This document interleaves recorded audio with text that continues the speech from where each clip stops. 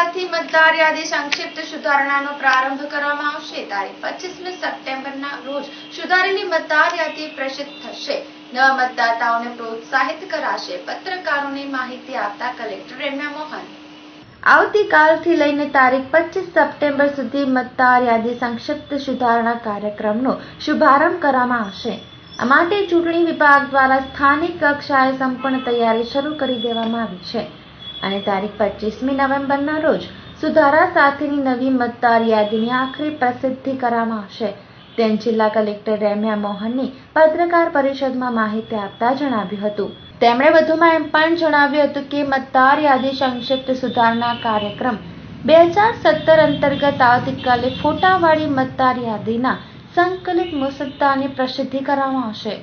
સાથોસાથ આખો જુલાઈ માસ હક દાવા અને વાંધા સૂચકો રજૂ કરવામાં આવશે। જ્યારે તારીખ 7 જુલાઈથી તારીખ 21મી જુલાઈ સુધી મતદાર યાદીના સંબંધિત ભાગ સેક્શનનું ગ્રામસભા અને નિવાસી કલ્યાણ સંઘોની બેઠકમાં વાંચન કરવામાં આવશે અને સમજ આપવામાં આવશે। તારીખ 9મી જુલાઈ, તારીખ 16 જુલાઈ અને તારીખ 23 જુલાઈ એમ 3 દિવસ દરમિયાન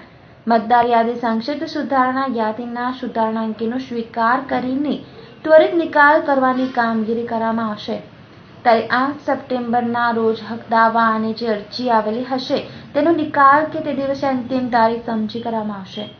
જ્યારે તારીખ 18 સપ્ટેમ્બરના રોજ નવી મતદાર યાદીની પુરવણી યાદી તૈયાર કરવામાં આવશે અને તારીખ 25મી નવેમ્બરના રોજ મતદાર યાદીની આખરી પ્રસિદ્ધિ કરવામાં આવશે। સમગ્ર કાર્યક્રમમાં બૂથ લેવલના ઓફિસરો ખાસ હાજરી આપશે અને મતદાર યાદી તેમજ ફોર્મ નંબર 6, 7, 8 અને 8ક સાથે હાજર રહેશે। દરમિયાનમાં જે વિગત કમી કરવાની હશે તે સ્થળ પર જ કમી કરાશે। ઇલેક્શન કમિશન ઓફ ઇન્ડિયા તરફથી 1 થી 31 જુલાઈ ખાસ મતદાર યાદી સુધારણા કેમ્પેઇનની સૂચના મળી છે, જેના થકી વધારેમાં વધારે મતદારોની નોંધણી થાય, ખાસ કરીને યુવાનો, મહિલાઓ અને જે બધા મતદાતાઓનું એનરોલમેન્ટ થાય એ રીતનું પ્રોગ્રામનું આખું આયોજન કરવામાં આવેલું છે અને 1 થી 31 કેમ્પેઇન ચાલશે, પણ જે 3 સન્ડે આવે છે 9, 16 અને 23 આ દિવસોમાં ખાસ ફોકસ કરવામાં આવે છે, કેમ કે તે દિવસે બૂથ લેવલ ઓફિસર પોતાના જે બૂથ પર સવારથી સાંજ અવેલેબલ રહેશે અને નવા મતદારોને નોંધણી કરવાની હોય તો ફોર્મ 6 ને તો ડિલીટ કરવાનું હોય તો ફોર્મ 7 અને ખાસ આ વખતે ઓવરસીઝ ઇલેક્ટર્સ પોતાના NRI હોય યા બહાર ભણવા માટે યા કામ કરવા માટે ગયેલા હોય પણ મૂળ ભારતીય નાગરિક હોય તો એ લોકો પણ મતદાર યાદીમાં નોંધણી કરી શકશે અને એ જે કંઈ કરેક્શન્સ નામનું જે અટકમાં કંઈ ગલતી હોય, ફોટામાં કંઈ ગલતી હોય ને તો સરનામુંનું કંઈ ફેરફાર કરવાનું હોય એ બધી બાબતો આ પીરિયડમાં કરવા માટે મારા બધા નાગરિકોને મારી ખાસ વિનંતી છે અને મેક્સિમમ લોકોનું હક એટલે મત આપવાનું જે હક છે એ બધાને મળતા રહે એ માટે અમારું પ્રયત્ન છે અને બધાને મારી ફરી વિનંતી છે કે આ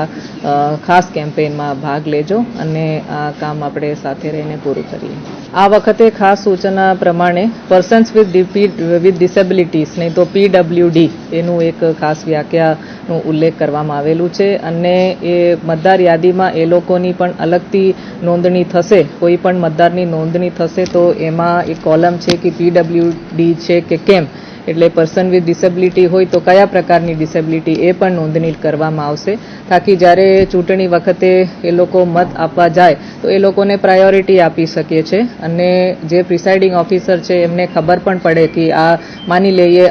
અંધ વ્યક્તિ છે તો એમને કયા પ્રકારની ફેસિલિટી જોઈએ, કયા પ્રકારનું મદદ જોઈએ અને એમને પ્રાયોરિટી આપી શકે। એ સુગમ્ય ભારતીય અભિયાનનું જે એક ભાગ તરીકે એ મતદાર PWD મતદારોને ફેસિલિટેટ કરવાનો એક પ્રયાસ છે। ખાસ બધાને એક વાકેફ કરવા હું માંગુ છું કે મતદાર યાદીમાં નામ હોય તો જ મત આપી શકે અને અમુક વખત એવું થાય કે કોઈ પાસે જૂના જે ઇલેક્ટરલ એપિક કાર્ડ એ પડેલા હોય પણ નામ નીકળી ગયેલ હોય અને બીજી જગ્યાએ એ દાખલ થયેલું હોય તો આ જૂના કાર્ડનું મિસયુઝ પણ થવાની શક્યતા છે। એટલે એ મિસયુઝ ના થાય અને સાચી રીતે આખી પ્રક્રિયા ચાલે અને ખરેખર કોઈ પણ બોગસ વોટિંગ ના થાય એના કારણે એવું જે લેટેસ્ટ મતદાર યાદી પ્રમાણે જે લેટેસ્ટ રોલ જે ફાઇનલી પબ્લિશ થાય જે બધા માટે ઓનલાઈન પણ અવેલેબલ છે અને કોઈ પણ ઇન્ટરનેટ પર સર્ચ કરીને પોતાનું નામ ક્યાં આવે છે અને કયા બૂથ પર આવે છે, બૂથ લેવલ ઓફિસરનું નામ અને નંબર સહિત બધું હવે આજની જે ટેકનોલોજીકલ ઇરા છે બધું જોઈ શકે. એટલે એમાં ફક્ત એપિક કાર્ડ હોય તો વોટિંગ ના થાય, એમાં બૂથ કયા છે અને ક્યાં રજિસ્ટર્ડ છે એટલે એ ઓનલાઈન તમારું જોઈને એ તમારું નામ હોય તો જ તમે વોટ કરી શકશો. ફક્ત એપિક કાર્ડના આધારે વોટ નહીં કરી શકશો.